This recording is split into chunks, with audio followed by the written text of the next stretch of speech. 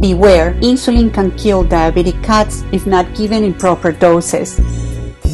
This is how we give insulin to our cat. This is our cat Perla. She started having symptoms after she turned 16 years old. She was drinking a lot of water, peeing a lot, eating too much, and yet losing weight. The veterinarian diagnosed her with diabetes and recommended insulin and a change of diet. The dose of the insulin was based on the reading they obtained at the veterinary that day, and we were told to give the insulin twice a day. No one told us that cats can recover from diabetes and get easily into remission after treating with insulin and changing the regular food for one that is high in protein. Perla was recovering, but we didn't know. So one day she had a very bad episode where she had a strange seizure after we gave her the insulin. She fell to the floor and was convulsing. So we immediately gave her lots of honey until we got her back. We lowered the dose of the insulin, and a week later we took her back to the veterinarian to check the glucose. Soon after this, Perla had another really bad episode. Thank God the honey worked again, and we decided to lower the dose to just 1 unit a day. But a couple of days later, Perla seized again, but this time the episode was so much longer, she even got rigid, and we almost lost her. We stopped giving her insulin, and she was fine for a month or so, but she then stopped eating the new food high in protein, and probably this was the cause why the diabetes came back, and with vengeance. This time we decided to do things right by checking ourselves her glucose levels every day, twice a day, before every dose of insulin. So what we did was, first, we bought a kit with the glucometer, the Lancet device, and the test strips. Second, we decided to learn how to properly check her blood glucose and how to give her the correct doses of insulin. The most important thing to learn is to never give insulin if the cat has not eaten, because this can drop the glucose level and the cat can seizure or die. After Perla has eaten, we put her on our lap and pet her for a couple of minutes. We play with her ears and share a little nice time.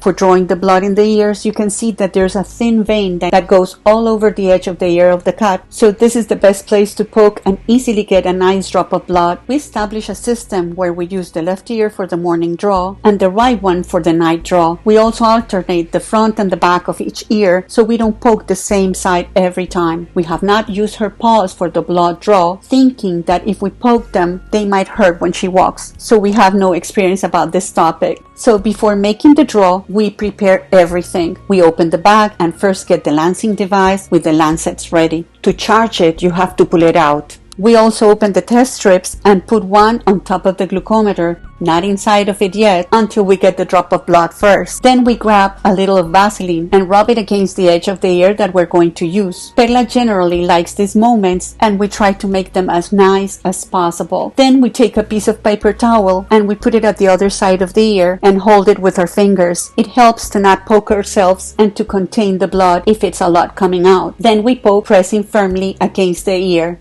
We then put the test strip inside of the glucometer. We checked it is marked for cats, and then we take it to the drop of blood. The reading is fast, and many times we take pictures to compare with other readings. Finally, we use the piece of paper towel to press against the ear to stop the blood flow. It is important to pet the cat and make it a good moment. Then we do the insulin. We keep it in the refrigerator until the moment we draw it into the syringe, because the insulin can go bad if it gets warm. Never shake the bottle of the insulin. Mix it thoroughly but gently. You need to open the syringe package and have it ready, and then you need to aspirate to get some air into the syringe before drawing the insulin. Then we release this air inside of the bottle of the insulin,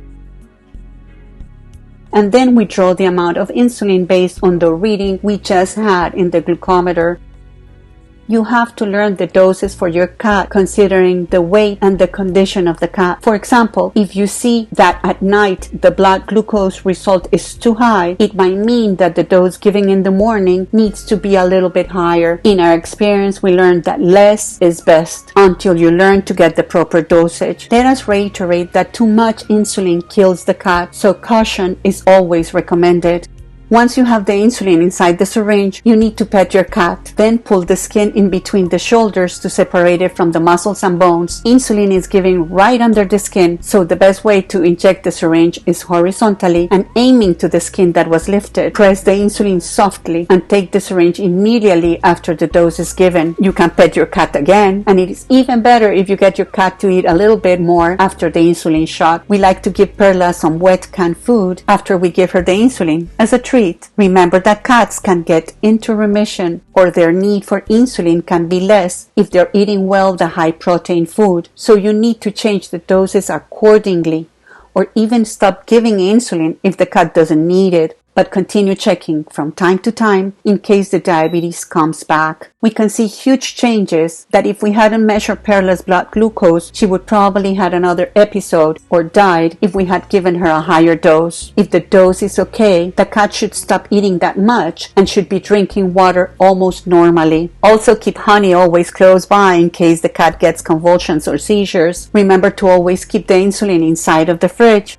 Note, we don't buy the most expensive food the veterinarian recommended, but we buy a good high protein food and it seems to be working well for Perla. Each cat is different. You know yours better than anyone.